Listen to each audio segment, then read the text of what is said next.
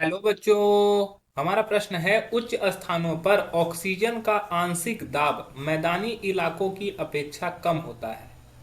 इसमें उत्पन्न होती है क्या? चार ऑप्शन है। रक्त व उत्तक में ऑक्सीजन का निम्न सांद्रता, रक्त व उत्तक में ऑक्सीजन की उच्च सांद्रता, रक्त में घुली हुई गैसों की मुक्त और बुलबुले का निर्माण, रक्त व उत्तक के गाढ़ेपन में वृद्धि। जब उच्च स्थान पे जाते हैं तो क्या होता है हम लोग को ये समझना है। और उच्च स्थान पर ऑक्सीजन का आंशिक दाब मैदानी इलाकों की अपेक्षा कम होता है। यह स्टेटमेंट है एक तरह का।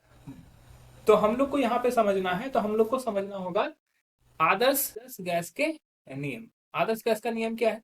जो कि पीवी इक्वल टू एनआरटी, इस समीकरण को ये फॉलो करता है। ठीक है। तो इसके पहले हम लोग को समझना है कि उच्च स्थानों पर, सपोज कर लो कि ये एक उच्च स्थान है, ठीक है, जैसे पहाड़ी इलाका है, पर ऑक्सीजन का आंशिक दाब मैदानी इलाकों की अपेक्षा कम होता है। ये हो गया मैदानी इलाका। ठीक है। यहाँ पे प्रेशर है पीजी, ठीक है, और यहाँ पे प्रेशर है पीएच। पी ग्राउंड और पी हाइट, मतलब कि उच्च स्थान है, इसके लिए प्रेशर पीएच से डिनोट किया है, पी ग्राउंड पर हम लोग ने पीजी से डिनोट किया है। बोल रहा है मैदानी इलाका में इसका आंशिक दाब अधिक है और इसका ऊपर जाने पर आंशिक दाब कम है। तो मतलब कि पीजी जो है वो ज्यादा है पीएच से। तो क्या प्रभाव पड़ेगा? तो हम लोग को अगर इस इक्वेशन को सॉल्व करें तो P equals to N by V R T हो सकता है। ठीक है। तो एन बाय भी सांद्रता किसको बोलते हैं? सांद्रता।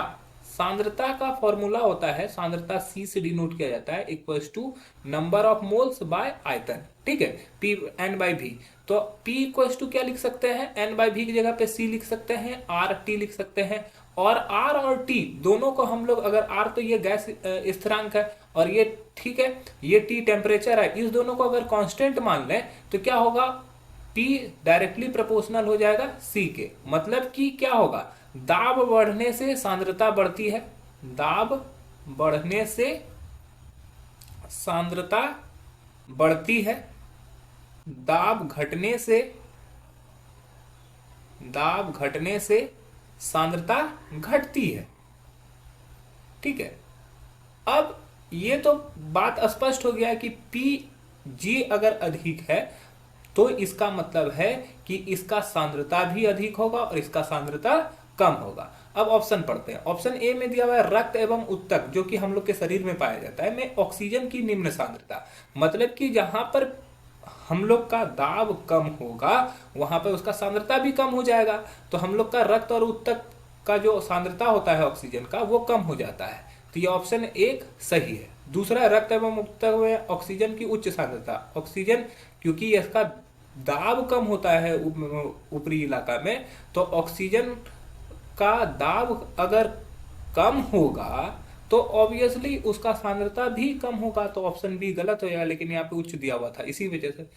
इसके बाद है तीसरा में, रक्त में घुली हुई गैसों में मुक्त बुलबुले का निर्माण। तो बुलबुले का निर्माण नहीं करता है तो गलत हो जाता है। ना ही गाढ़ेपन का में वृद्धि होता है, गाढ़ापन भी यहाँ पे नहीं दिखाता है, तो ये भी गलत हो जाएगा। तो हमारा जो सही उत्तर हो जाएगा वो हो जाएगा ऑप्शन ए।